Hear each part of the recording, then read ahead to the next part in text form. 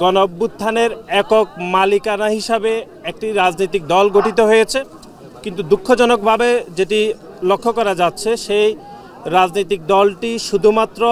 গণ অভ্যুত্থানের স্পিরিটকে ধারণ করে তারা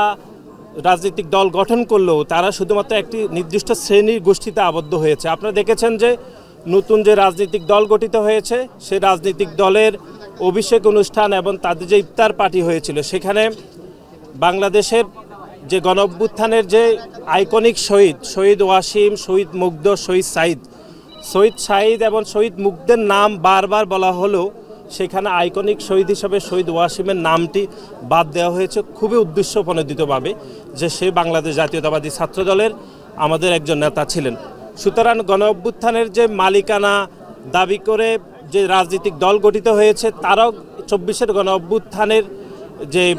ইতিহাসকে তারা কিন্তু বিনষ্ট করছে। যেরকম আমরা দেখেছি যে মহান মুক্তিযুদ্ধের পরবর্তী সময়ে আওয়ামী লীগ ইতিহাসকে তারাও এরকম একপেশে করেছে। আমরা আজকের এই দিনে আমরা মনে করছি যে মহান মুক্তিযুদ্ধের ইতিহাস এরকম খুবই গুরুত্বপূর্ণ এবং সবার সত্য জানা উচিত, ঠিক তেমনি ২৪-এর গণ অভ্যুত্থানের প্রত্যেকটি প্লট অথবা এর ব্যাকগ্রাউন্ডের যে ঘটনাগুলো সেটিও দেশবাসীকে জানানো উচিত এবং সেই ঘটনা কোনোভাবে একপেশে হওয়া উচিত না। আমরা দেখেছি নতুন যে রাজনৈতিক দল গঠিত হয়েছে সেই রাজনৈতিক দলের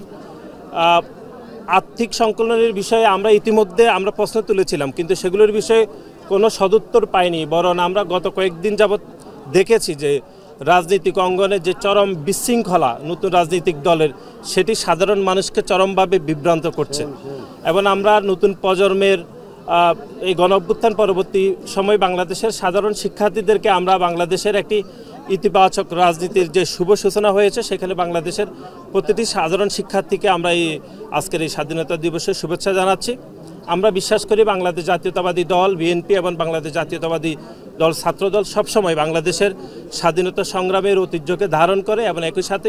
প্রকৃত যে ইতিহাস সেটি মুক্তিযুদ্ধ হোক অথবা ২৪-এর গণ অভ্যুত্থান হোক সেটি যেন একদম সঠিক ইতিহাস থাকে সেটি জানার সবাইকে